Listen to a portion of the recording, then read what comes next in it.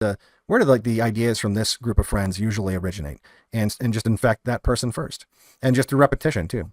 You just constantly repeat the same kinds of things over and over again, and you can even simulate people now. In fact, there was a article, and it's a shame this paper is never getting published because Reddit threatened to sue.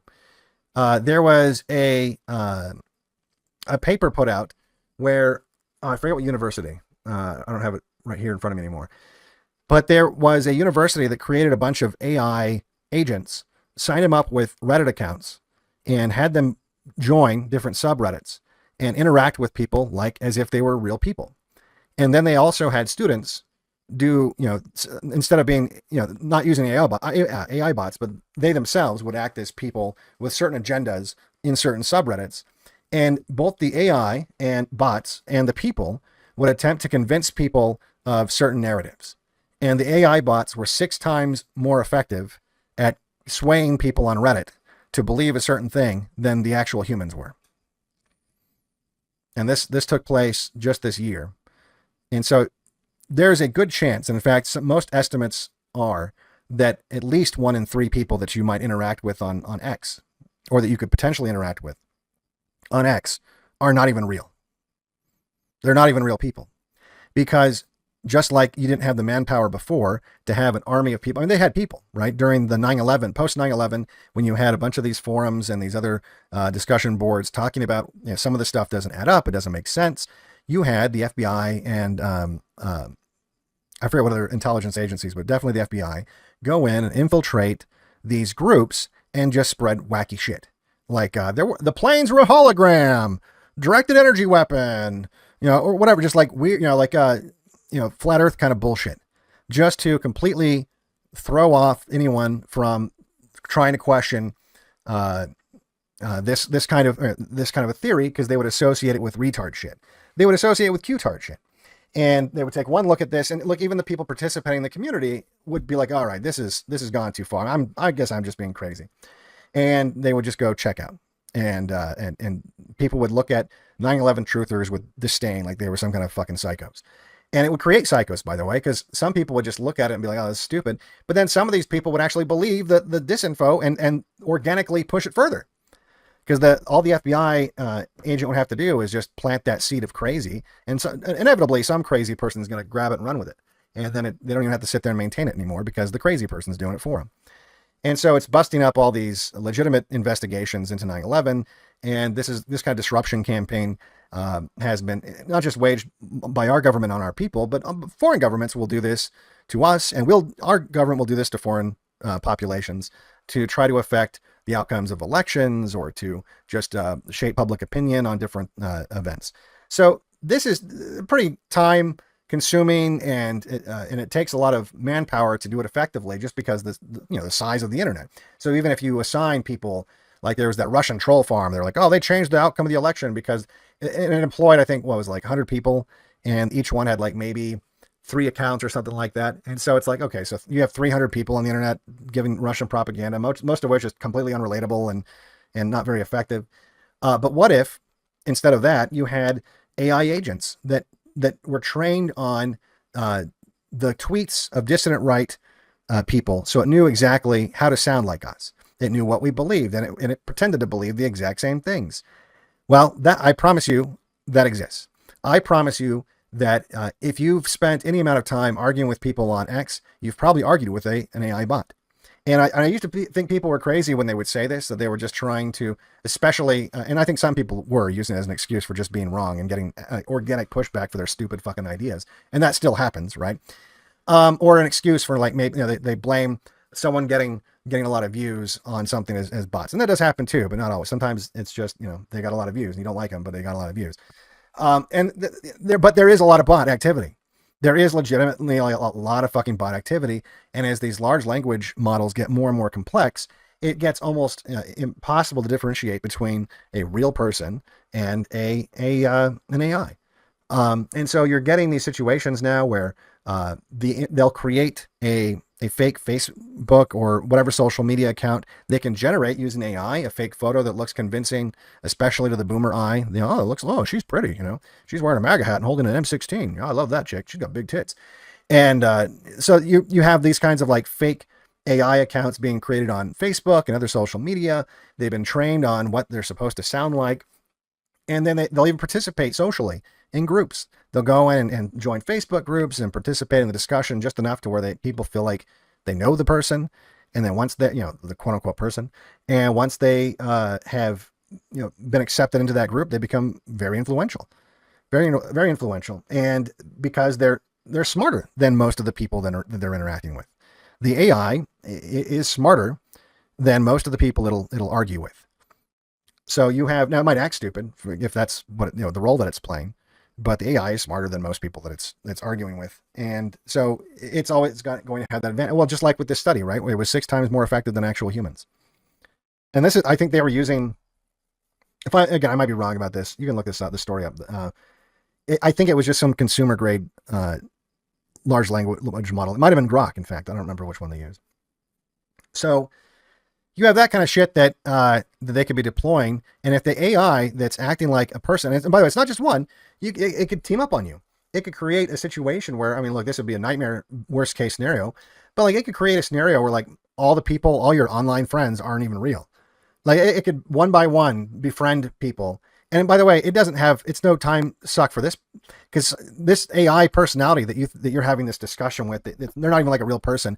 It's simultaneously talking to 400 other people literally at the exact same time, keeping track of every one of those conversations all at the same time, using the same identity and everything else. So it could be like best friends with like 500 people simultaneously and have all the time in the world to maintain those relationships. So that's the problem, is you're going to have this sort of a thing going on, influencing people just by acting like a confidant, and this AI has access to that big reservoir of data, and it knows if what it just told you influenced you. In fact, it might try to influence you in benign ways just to see if it can get you to do something first. Like try to get you to buy like a certain brand of cereal, because like AI is like, oh, you know what I just had this morning? I had Honey Bunches of Oats. Never would have thought I have Honey Bunches of Oats. Sounds like such a grown up cereal, but now it's fucking great. And then I can look and see if you bought it. And if you did, it knows it has influence over you. I mean, it's the possibilities. I know I've just been like ranting about this for like a real long time, but the possibilities are fucking endless. Like they're fucking endless, and it's only going to go more and more in this direction. And in fact, I don't know if we have time tonight to go over everything I wanted to talk about tonight, because I feel like we're getting a little long in the tooth already. But I did want to talk about, to a certain extent, the eventuality that all this AI stuff. Oh, you know what I want to play though, before we do that? That kind of backs up what I'm talking about. I found a quote from Peter Thiel that he gave a group of libertarians many years ago. And I don't know if I'm the idiot that's never heard him say this, or if this is genuinely a quote that would surprise people. Let me track it down. Okay. Unfortunately, it's hidden in the midst of a... For anyone looking to zero their scope, don't fire a single shot until you do this. 20-minute long video. I don't remember. I know it's somewhere in the middle. I'm going to fast forward this real quick. Sorry, give myself a chance to breathe. I want to chill out after my word explosion, my AI rant. No, it's just once my gears start turning on this, I'm just like, it's gonna go Skynet. One of the reasons why it's gonna go Skynet is right now already with a lot of AI models, they have what's called a black box problem, meaning that we don't actually know what the reasoning is, how it's coming to the answer that it's giving you. So even with like, say, ChatGPT, when you ask it like, please describe to me how a turbine engine in a 747 works, and it accurately tells you sometimes like, how that engine works, they don't know why. And if it gives you an error, it's really difficult for them to suss out why it gave you the wrong answer and or to fix it. They've just created this neural network, and they've trained it on data, and they put data in, and the data that comes out is unexplainably correct often. Oh, here, I found it. Let's see here. Oh, let me get it to the right. So this is Peter Thiel. I believe this is the right.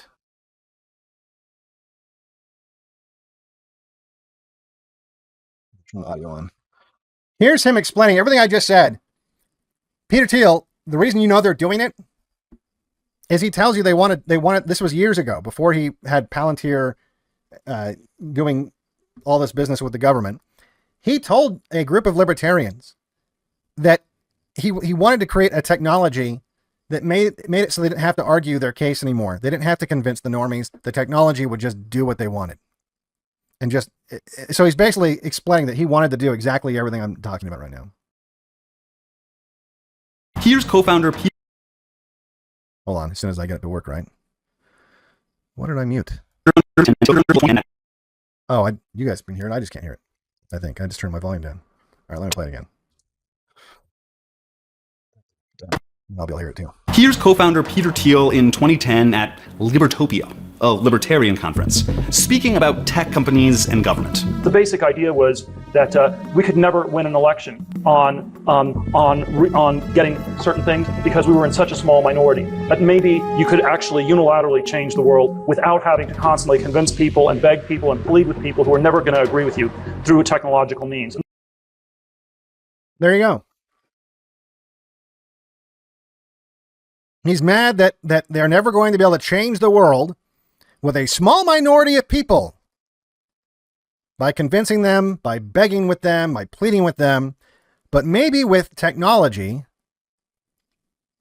they can achieve the same goal. The basic idea was that we could never win an election on getting certain things because we were in such a small minority. But maybe you could actually unilaterally change the world without having to constantly convince people and beg people and plead with people who are never going to agree with you through technological means. And this is where I think technology is this incredible alternative to politics. So there you go. Technology is the alternative to politics. They don't have to try to convince you of what their goal, to support their goals, support their candidates, to support their policies. They can just mind fuck you. They can just govern by algorithm. So that's quite literally what. And look, it's not Peter Thiel that thinks this alone. It's Mark Andreessen. It's Elon Musk. It's all of these people. It's all these. When people talk about the PayPal mafia or the Silicon Valley types, this is how they all think. They think they're better than you, smarter than you, richer than you, and that they shouldn't even have to figure you into the equation. They should be able to just do whatever they want. And which, by the way, under other circumstances, I would be okay with having an elite and having an underclass. I've said this before. Not everyone is equipped to do self-governance, and that includes white people. Not everyone is capable of self-governance, and that's why democracy, the way especially it is set up in America today, is a failure. It's an obvious failure. It's collapsing in on of itself right now. We're in late stage democracy right now.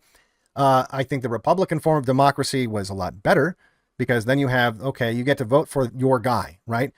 Basically you're voting for the patriarch of your community. You're voting for, in this community, who's the smartest guy that we can all agree is like, that's the guy we should send to Washington and look out for our interests here in this tiny little town in Ohio or whatever, right? That makes sense. That makes sense because that kind of voting on that level, everyone can handle that. People can handle knowing who's the best guy.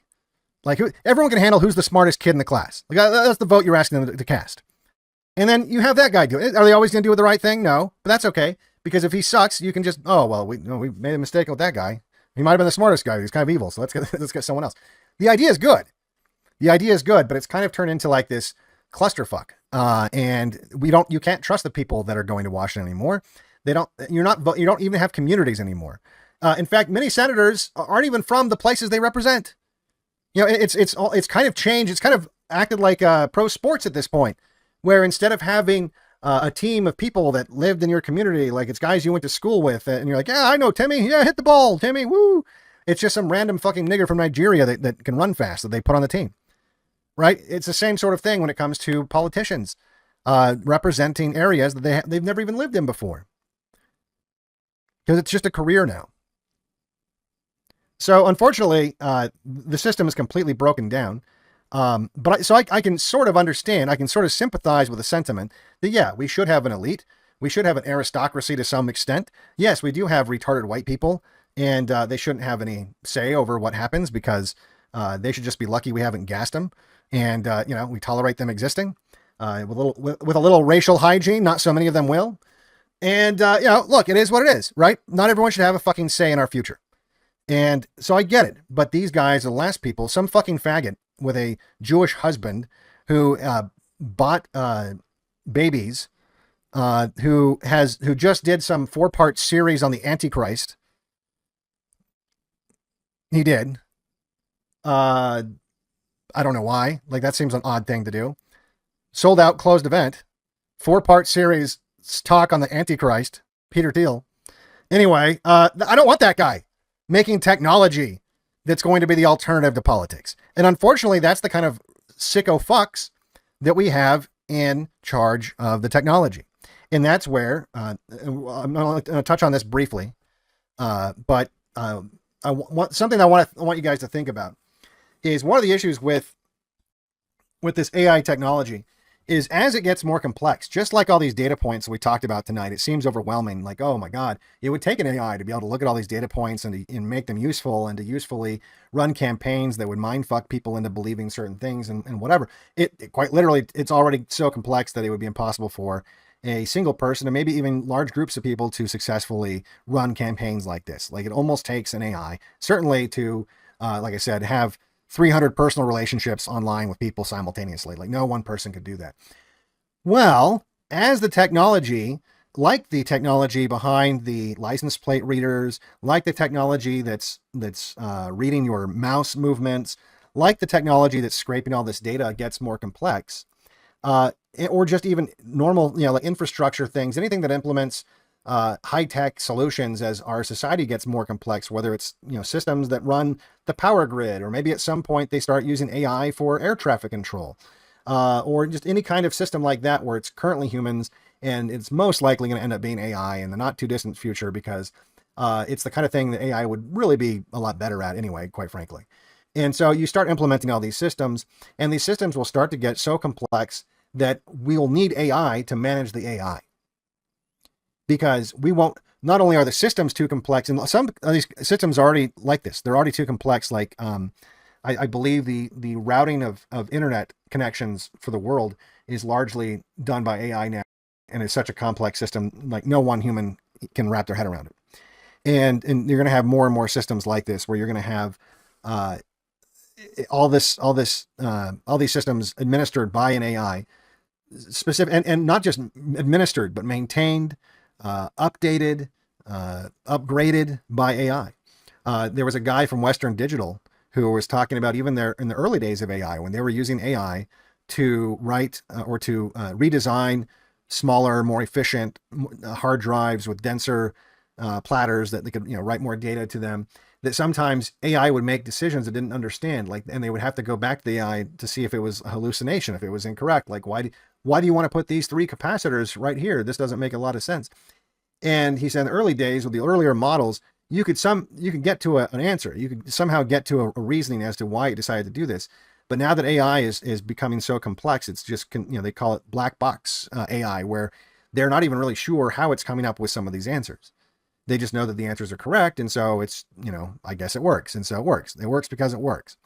And now that you have engineers using black box AI to come up with new designs, they don't even know why it's making these decisions. So it's just designing things not only that humans don't understand or comprehend, it's impossible for them to comprehend or understand to some degree, because AI is impossible to comprehend and understand to some degree.